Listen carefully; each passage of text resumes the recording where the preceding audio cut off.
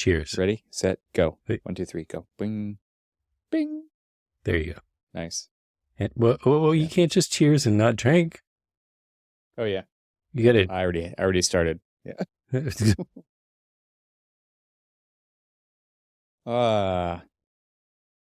We needed this happy Refreshing. hour. Exactly. These shows are typically so pointedly topical and so concise that we have to take a break from that and just have a random show. Wow. Yeah. Every once in a while, we need to pop Like up every in a couple cold years. one. Exactly. You had the delightful opportunity to leave your desk job for a week. Is it a week? A week. Do your summer road trip.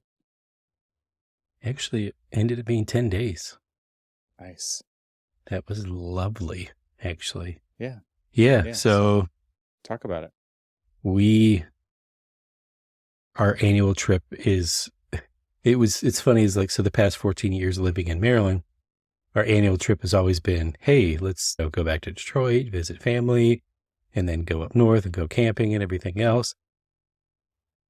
And my wife and I, now that we're living in Michigan, in the Detroit area, we don't have to go on our annual vacation to Detroit. Sure. But, and so actually, we still did our going up north and going camping, which for once, and people commented on this, and it was actually refreshing that I was, I don't know, engaged, I guess you can call it, or whatever, but I did not bring work. I did not check work. I did not care about work. I did not want to think about work.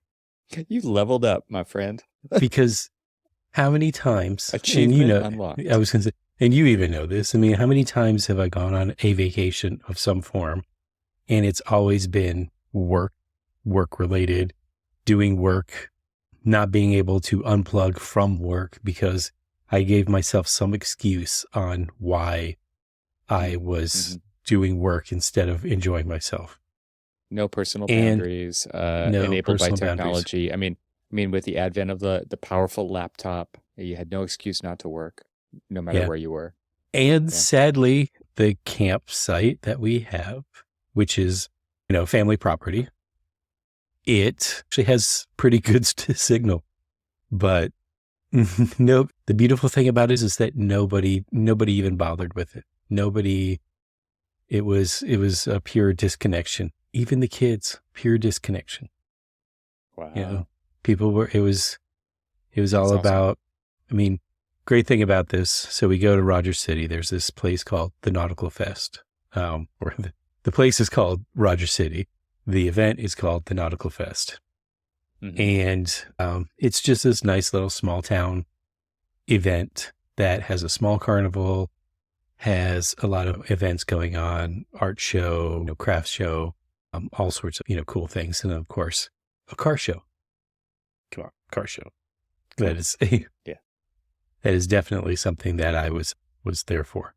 We didn't stay as long as we normally would have because halfway through we needed to basically turn back around and head towards Chicago because my daughter had tickets to Lollapalooza. And, I haven't heard that word in a long time. Lollapalooza. I know, right? So her and her friend, big Red Hot Chili Pepper fans. And they were just like, look, if there's one thing that I want to do in my life, it's I want to go and see a Red Hot Chili Peppers. Like, okay, your long 15-year life, the only thing that you can imagine ever doing is going to see the Red Hot Chili Peppers. Okay. Yeah. And what was amazing about it, so the way that, so the tickets weren't really that expensive. We only got for the one day because she had no real interest in some of the other bands and stuff. She really just wanted to go see the Chili Peppers. But because she was there, she was able to see, at least like, I think 4 or 5 bands while she was at the Sunday event. And so I was thinking, okay, so think about the music festival atmosphere, going to see Red Hot Chili Peppers. Now, she actually did something pretty amazing and either fought her way to the front or however it was. No. Yeah. She got all the way to the front. Did you guys practice ahead of time?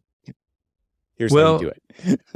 Actually, funny enough is that so her first concert wasn't really that long ago. And she and I went to go see the Lemonheads.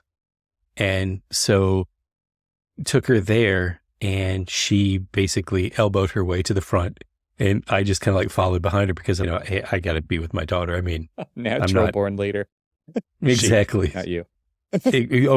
Totally. And so she elbowed her way to the front on this one.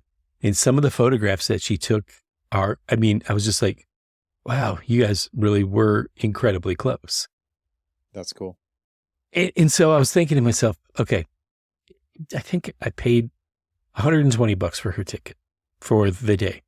And if you think about, like, if she were to go and see the Chili Peppers at a normal Chili Peppers concert and got basically front center stage, she said there was 3 people in front of her. That's it. She couldn't elbow those people away, right? She, she, honestly, story that she apparently they were like this couple and they were like all over each other and stuff, and she apparently yelled out, "Yeah, we get it. You love each other. Now move." Like, that's my daughter. Wow. Yeah. But exactly. So that's what she did. And so I took the opportunity to basically have a nice semi-architectural, just, like relaxing time in Chicago while she was doing that.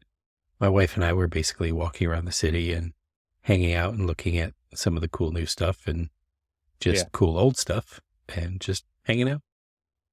Yeah.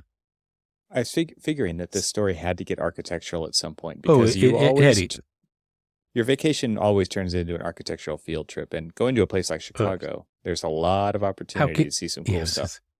How can you not go to Chicago, and if your trip doesn't turn architectural, then you're doing it wrong, right? Because, if you think about it, so I think I shared with you some photographs. I went to the roastery, the Starbucks Reserve roastery. Yeah. And it architecturally was pretty amazing. Now, I called it, Disneyland Starbucks because there was a long line. It was actually quite impressive how long the line was just to go in impressive line. To a 4-story. So it was the world's largest Starbucks. The interior was amazing. The interior architecture was just, it was really nice. Coffee, it's just straight up Starbucks, right? It was. Somebody can tell us I'm wrong, but I'm pretty sure it's just normal Starbucks coffee. Well, they did have, so they have a specialties that is only at the Reserve. Okay. And with reserve prices also. Yeah. With reserve prices. And it really wasn't that. So actually, though, it wasn't really terribly more expensive than, 3 cups of coffee and a pastry was, $30. So it's still, I'm thinking to myself, $30, and how many of my own coffee that I could make at my house with that, with the same robust flavor. Everybody bet me. It was just like, I bet you won't go up there and ask them for a cup of Folgers. Nope. It's just like I should walk up there and say, You've been conditioned by inflation, though, to say that's a normal price to spend it. No, 3 coffees and a pastry. Yeah, that's sad that yes, you're right, that we've been conditioned to that. Although I was there and everybody pretty much I was just like, we're here, we might as well get a cup of coffee. Why not? Everybody wanted to leave. They were like, we'll just go get something at the 7-Eleven. Like, yeah, you're right. I was the one who actually kind of convinced them to stay and get Those the stores are really expense. cool, though. I mean, They they're are. like you said, it's multiple stories. I've been to a couple reserve stores. Some are better than others, but the one in Seattle that I've been to a couple times now is incredible. I mean, the attention to detail, the materiality, the lighting, the I mean, the options of things that you can get there also are they're way more than so I guess the reason I'm saying this is if you are listening and you've never been to a Starbucks Reserve, they are quite a different animal than any other Starbucks out there. And Yes. even Oh, then there's absolutely. some are better than others. So this is kind of like Yes. the Apple Store version of a The, coffee the, shop. absolutely. And it's pretty amazing. So like each level had its own kind of speciality. There was even one that like had barrel aged bourbon coffee at Yeah, right. at the very top, and it was good. We were on the third level when we ordered coffee, and that was more kind of like some of the specialty coffees and things like that. But yeah, I mean, But I was architecturally, like that architecturally, roaster, the yeah, pneumatic tubes that they send the beans to different locations in the store, it's kind yes, of a yeah. Rube Goldberg machine of It sort of coffee. is. It's really cool. Everybody walked in, they're like, "What is this?" I'm like, "Oh." And then we watched a couple of the pneumatic tubes shooting coffee beans through, and they're like, "This has got to be just for show." And I'm like, "No, it's actually real." And so we did watch that, which was kind of cool. The thing that I was like kind of like shocked at is like the furniture budget Yeah, is, like the FF&E budget on that thing must be just like insanely amazing because right. it was not cheap furniture.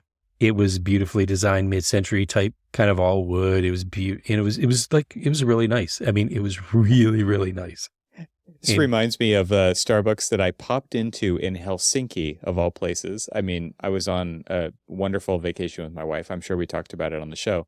And I'm like, wow, fancy furniture. Like this looks like super Scandinavian, really Alvar Aalto-ish.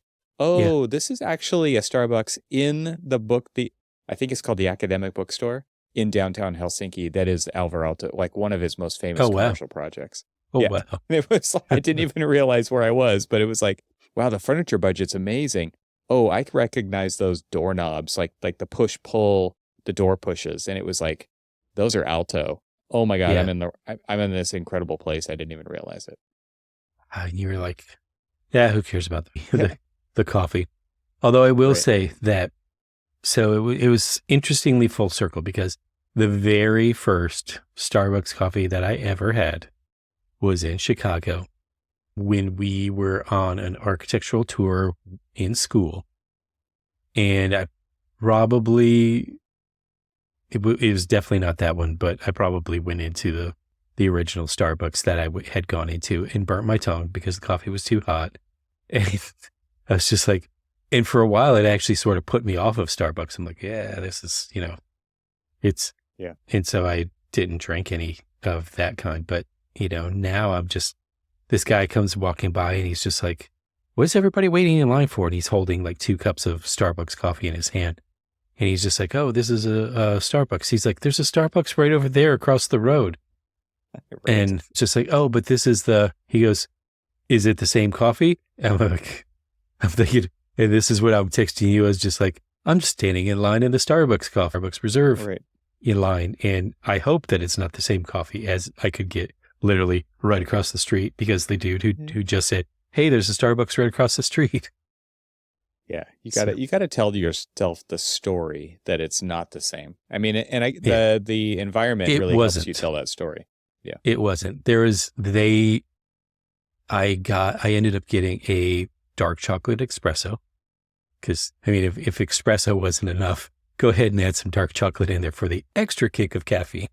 I just wanted to point out that you say espresso, Cormac. You say espresso because it has an extra shot of caffeine. Maybe that's why you say it like that. Espresso. Yeah.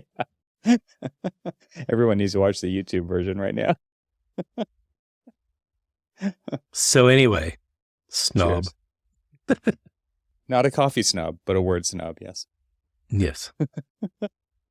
but so of course also went to the Apple store, and that's a good one. It's exquisite. You and I went there during the AIA convention, and we went there. Obviously, it was closed because it was dark, middle of the night, and so we went there, and it was. I mean, I was impressed with it. Don't get me wrong. There is nothing negative going to be coming out of my mouth, but we didn't get a chance to like fully immerse ourselves in like what was going on there. Mm-hmm. And I love to go into places like that and look at not just the place and, experience the place, but also I want to start looking at details. I want to start seeing how things are finished off. Everything was thought through. All of the devices, all of the fire extinguisher cabinets. I mean, all of these things were all thought through. It was very clean. It was a beautifully detailed.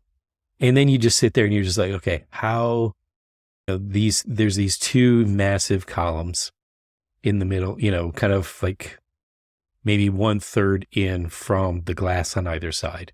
And so anybody, please look it up because it's a pretty amazing building. But that's the only visible structure. Everything else is like this massive cantilever with basically glass holding it up.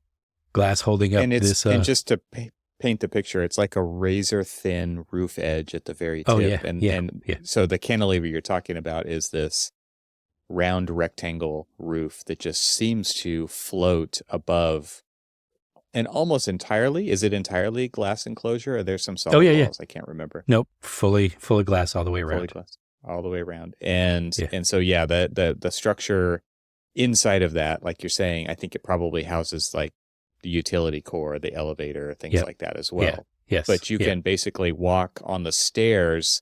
Inside or outside the building, they match, and the glass is what keeps the environment out or in, as it exactly. And it's right. The thing that I love about it is that it's so transparent that if it weren't for just basically the lid of a laptop type roof that they have, because isn't it that the kind of the dimension of it? I've heard that. Yeah. So. It is so unobtrusive. You can, if you're on the plaza side looking through the building, you can see the river. If you were on the river side looking through the building, you can, you're visually connected. Now you're lower, but you're visually connected to the plaza and the building behind it, which is of course, my favorite building. Just, I don't know what struck me about it the first time that I saw it, but for some reason, it's always been just my favorite building in Chicago, and that's the Chicago Tribune building. And it's right behind it. And so there's this layering effect. And even when you're standing across the street and you're looking across the river at that building and also the Tribune building, there's no obscured view. It's just, it's well done. I mean, the whole thing about it is just well done. The first time I saw it, I was just like, oh, this is kind of weird. And I was also like worried about, it's like, oh, this is like, it's right on the Chicago River. It's going to get cold. It's going to be this. It's going to be that. I don't know how it is in the wintertime. Yeah, I've only seen the building twice, and it's both been kind of like in the summertime. But it is, it's a well-situated building, beautifully sited, detail-wise, I mean, impeccable. I mean, I don't know lots of money there. Who it's actually a Foster did and Partners. Is that a Foster? Okay. I believe so. It's impressive. I really appreciated, like, I mean, the level of detail of just the fire extinguisher cabinet. They've got this, they've got base of the stairs. At the base of the stairs. There's the stone that wraps around the stairs, and just one of the stone panels, you can see that it's, just slightly gapped, and it's got just a small picture, probably maybe, I don't know, 4 inches at best high.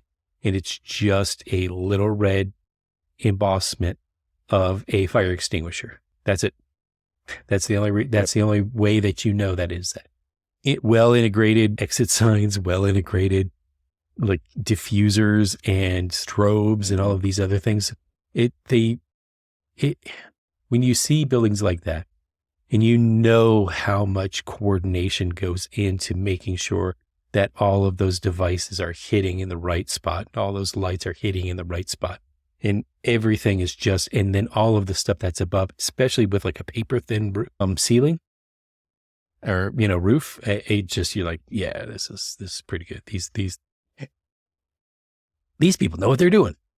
They know what they're doing. And just the tech that's in those tables alone is incredible. And you don't know it. Like, it's just completely hidden, but there's security, there's power, there's all these different sensing capabilities. A lot of them have stuff underneath, like if somebody does want a printed receipt, or it's incredible what's going on inside these birchwood or maple tables that they've got. And you don't see any of it. It is everything is so simply out of sight, out of mind. Now, yes, it is definitely designed with the Apple UX kind of user experience kind of philosophy in mind, because it's not just the ease and use of our devices. Well, it's the ease and use of their building too.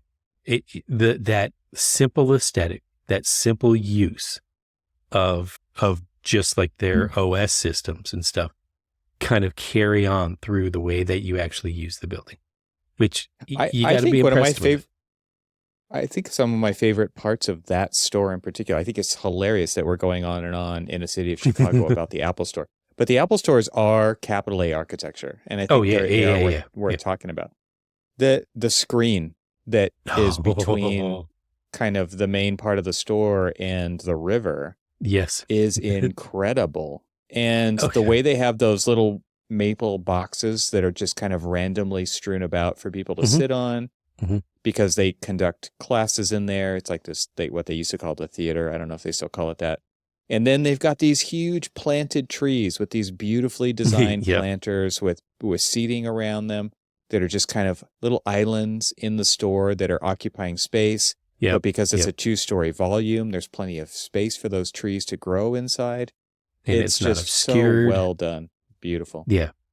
And I will say, so my daughter's phone was dying. In fact, actually, I walked in and I was like, I don't have a Genius Bar appointment, but I'd like to make one if I could, because her phone, for some reason, one of the newest phones that we have, won't hold a charge, overheats when it's being charged. And so I wanted to kind of take a look at it and all that other stuff. And so we were sort of waiting, and then I got this text that said it was basically going to be about like a 2-hour before they could see me.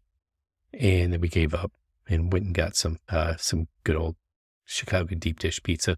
As I'm standing there waiting for the text to like let me know when and if they could see me, I'm staring at that screen that you're talking about. It's enormous. It is enormous, and it is such perfect clarity. I was trying to convince my wife. I was like, I believe that is all I want our basement to be, is a screen just that big. I don't care. That's what I want. Nothing else needs to. We don't need anything else in the basement. Just that screen. It's I think $1 million screen though, right? My God, it's all by itself. It is insane. It is and you would assume that screens that big, normally we used to see, and in fact, even the early Apple stores would be multiple screens just mashed together. If like something would go out or something, you would see the lines between each of the panels. This one enormous, like it's got to be one of the biggest, just what I would call flat screen TVs that I have ever seen in my life. That is a single panel. I was just like, this is amazing. I'm like, please tell me that they watch like Bears games or something on this TV. I don't think so. They don't. They were actually showing some of like some of the new technology. Obviously, it was kind of like running some advertisements of some of the things that were there, but it was just like, wow, this is amazing, because they as you said, they seamlessly integrate technology into this experience that is just it's almost like you don't even realize it's there, even with this big old screen. And you're looking at the screen, and to be quite honest with you, the screen has got the backdrop of the city, the river, and then the city. The river, and yeah. and it's so like the activity behind it. If you're not singularly focused on the screen of like, ooh, what's on the screen, you would never really know that the screen was there because of all of the activity that's going on behind it. I was just, it actually was a really impressive retail store. I mean, who would have thought, we would be talking about retail stores, Apple Store, as you said, or Starbucks and stuff. But these are two examples of the store itself is all about the user experience. It's because a lot of times it's like commercials or a TJ Maxx or something where let's get all of our goods in there as much as possible. And no one really cares about the actual store itself. It's big queuing line to get you out of there, and then jam full of stuff. And it is just the opposite. I mean, the store is probably filled with all sorts of like stuff that you can buy, but they've only got it neat, as everybody probably knows if they've been in an Apple store. Everything is, we don't need 5,000 things like out on there. We'll put our 5 things that we sell, and everything else will be out of sight, out of mind. And we'll just do it neatly arranged where people can enjoy themselves, sit down and just be comfortable in the space with the technology kind of immersed around them. And it's not really necessarily about like buying. It's about being. And really Starbucks was the same thing. Starbucks was a little bit more insane because it was kind of there's a circular escalator that, goes up. And so you get on these escalators at the ground floor and you kind of like go all the way to the top. And then if you want, you can come down. So it's kind of a Guggenheim-esque type experience but you've got like this, and it's all focused around the pneumatic tube area. Then they have it kind of like, then it layers out to, here's where you would order. So there's your, barista bar. And then everything else is all about sitting, relaxing, enjoying, listening to the coffee shop music, reading some stories about, it really is focused all about the user experience in both of these, which was pretty amazing. Yeah. I think it's an interesting way to think about architecture because I don't think we get to think about our projects like that all the time. And these they do it to the nines, right? It's like, they'll do everything they can to make it a rich experience for people. And they have a lot of money to do it, right? So they don't skimp on materials. They don't skimp on, like, even though I think you think about like the schools that we've worked on in the past where it's driven by maintenance, right? And you got to build the walls out of CMU or you got to do sheet metal or like whatever. And it usually ends up just being like the most robust material you can find. Well, here it is that, but it is also extremely elegant. And so they're the I don't know what the right word is, but it's like this kind of experience tax that they've paid to ensure that it's as nice as it can be on our behalf. Because I think that's one of the most interesting things about both of these stores is like, you don't have to go in and buy anything, right? You can just go hang out there as much as you want. And they know that like over time, as you do that more and more, you're going to be more and more aware of their brand and exposed to it. And then you will, but it is interesting. Yeah. And they want people like that. They want kind of like loiterers, if you want to call them that. You want people to occupy the space because it isn't necessarily just about, get your food, get out, kind of thing. It's get your food, experience the place. We want bodies in this place to feel, to show that we're like, the place to be.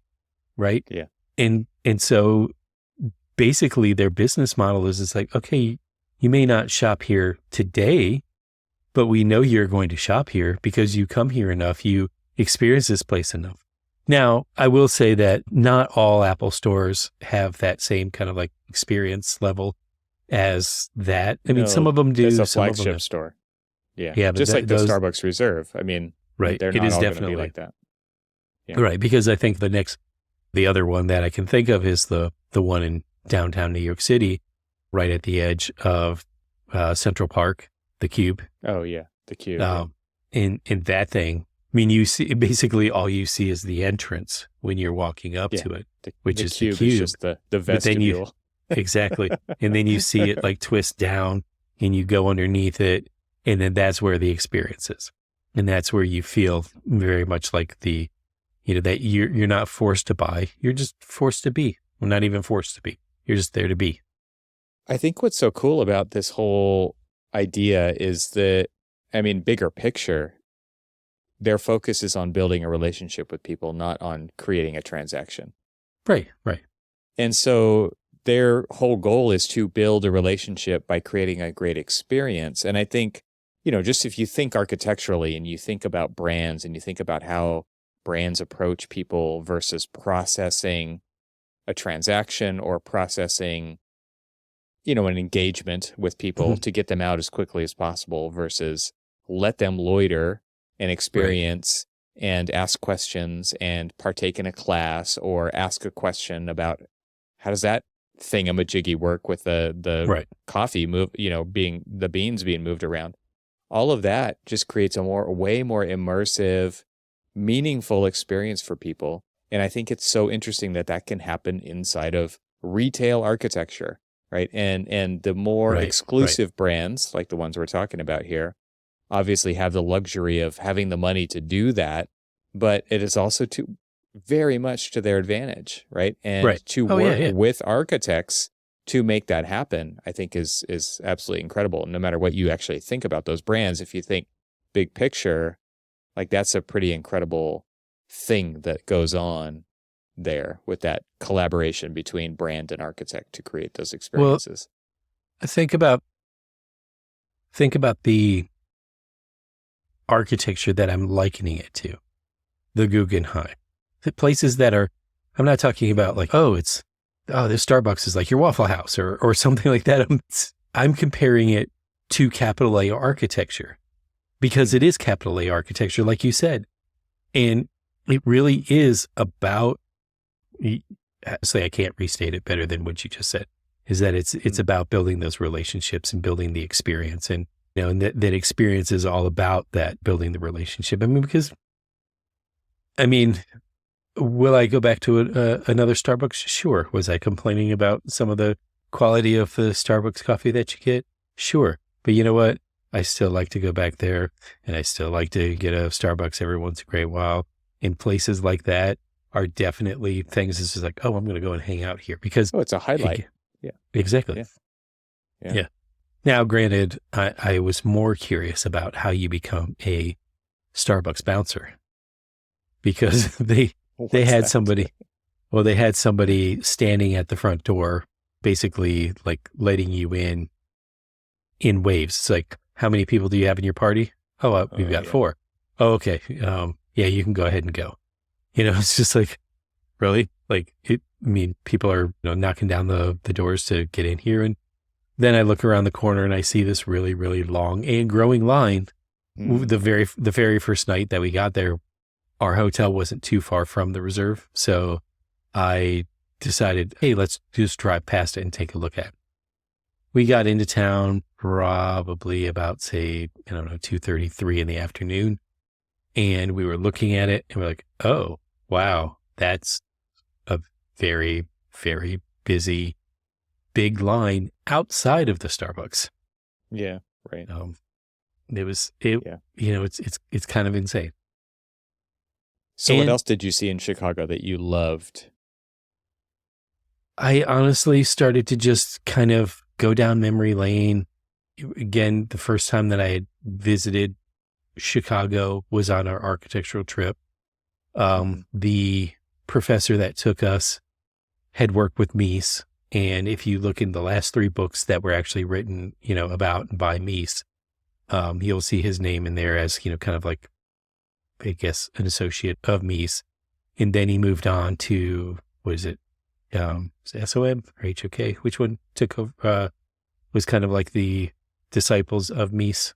SOM, right? It's got to be SOM. Yeah. Yeah. So, and they did, and so he was a project manager on the Hancock building. So we went to the Hancock building and just, we walked around and looked at, I don't know why, but every time we like get somewhere, people are like, oh, I need to go to the store. And I'm like, why do you need to go to the store? We brought everything we needed. So, oh, I forgot something I need to, can we find a Target? I'm like, haha, yes, we can find a Target. Was it the Carson Prescott building? And if I'm misstating how the name is, but it's Louis Sullivan building. It's got kind of like the round, and it's got the cast iron and everything else. Well, super cool. Yeah. Well, it is now a Target. And I'm like, okay, well, if we're going to, and it's right down State Street, which was where our hotel was. And so we're like, well, if we're going to go to a Target, we're going to go to an architectural Target. And then walking around there, I was just like, oh, look, the Monadnock building. This was at one point in time the tallest building in the world, or one of like the tallest masonry buildings of its time. And just walking around and seeing the Sears Tower, which of course we'll never call it the Willis Tower. No, I don't care how long it's not been this. Yeah, you gotta beep that out. How long it's not been the Sears Tower? Sure. In fact, the last few times that we've been with the kids and stuff, it's always been the Willis Tower, but I can't call it the Willis Tower. I still haven't been there, but I've heard it's really a cool experience as well, where you can get out in these transparent boxes and look straight down because you're standing on glass. Yeah. And I could never convince any of my family to go with me. And it's always funny. It's like, just don't make it optional. Well, the kids are like, I'm not a big fan of heights. I don't want to go. Okay, fine. And then my wife's like, do you see how much it costs to go up there? Practical. She gets practical. So she goes practical. They go fearful. And I'm like, so you all guys right, can whatever. go spend $30 on coffee at Starbucks, but you can't go stand over air on the Willis Tower. I said the dirty word. You did. You said it. You know, what's funny is like there are those buildings or those places that they were called one thing at one point in time, and then they've changed their names. And so now there's something else. And like Comiskey Park, it's not Comiskey Park. It's whatever is the new person, sponsor of the thing. But I don't know what it is. It's Comiskey Park to me. All of these different places. I'm not going to call the Carson Prescott building a Target. I know it right. Houses a Target, but it's not a Target. Not to me, it's a Target. So it's but all in all, it was a good trip. It's a good way to, I mean, it was funny. It was like, it was, work. And then get away from work completely by going to the woods and getting away from just architecture in general.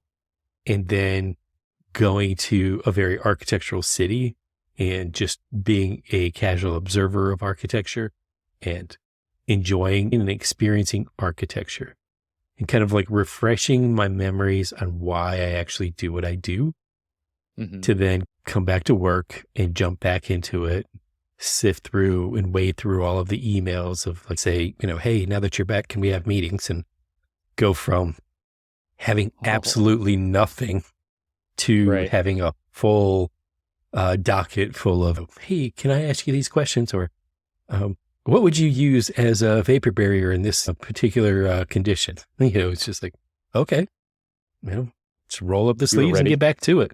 Exactly. So do you feel like that was the right order to do it in? Do you feel like the right order was to go completely decompress, be in the woods, be away, and then like work your way back into the urban, back into the job? Or would you like to do it the other way around? Honestly, I think this was the right way. Cold turkey. I would call this the cold turkey way. You just cut it off. I mean, it was enough of it was short enough trip to the woods. I mean, it was only 4 days, but it was 4 well worth it days. Got the tents set up, got everything ready. I was like the fire tender. It's just like, fire's going out. Where's Cormac? Cormac, Fire's going out. Serve me. They brought their Oh, servant daddy. no. So over the years, whether my brother-in-laws or anybody else wants to believe this, everybody's come to rely on the way that I make fires. And everybody's got their own way of making a fire, but mine usually end up being like these big, massive roaring fires. I kind of do the old-fashioned teepee method. Mm-hmm. And mine just tend to be, these large kind of like roaring fires and stuff. And so everybody appreciates the big kind of like almost like bonfire type feel of mine. And so I'm just the fire master. We don't get to do that out here. There's no fire burning in the summertime in California or Oregon. Like, you're just not allowed to do it. That is true. Yeah. Yeah. Well, obviously with the Canadian wildfires not being too far from us, we of course are very, very cautious, very, very, careful about them. The good thing is that property that we have has got a really good like open area where we have, this nice big fire pit lined with we just like cleared a bunch of stones off of the property and just made this big, massive, beautiful little fire pit. Yeah. So going from tent camping to hotels is the wife approved way of doing it. I also assume. Oh yeah. But you think that's the right way to do it, rather, because I think that would be harder to sell to the family to go from like hotels to camping back home. That just sounds like a harder road to toe. Yeah. Well, everybody was totally geared up for camping. And so it was, I think the way we did it with cold turkey method of completely detaching from it was something that just felt like it was necessary for us to do. I mean, you go out on these, breaks, and you've been going to like Crater Lake and all of these other places, and it's enough of a detachment from the kind of like the day to day, right? Where mine was just a little more extended out, but it's just basically a good long weekend kind of trip for us. 4 good days. Absolutely. Yes, there was reception, but nobody cared because no one's face, no kid, no adult, no one's face was buried in a device. Everybody's was like, going for hikes, going canoeing, going to the beach. We took a drive up to the Upper Peninsula and went to waterfalls. I will say that I guess it wasn't truly cold turkey, because I did make an effort to, as we were driving up and as we were there, because we stay on the Lake Huron side of things, that I did want to go and see. We saw 4 of the Lake Huron lighthouses.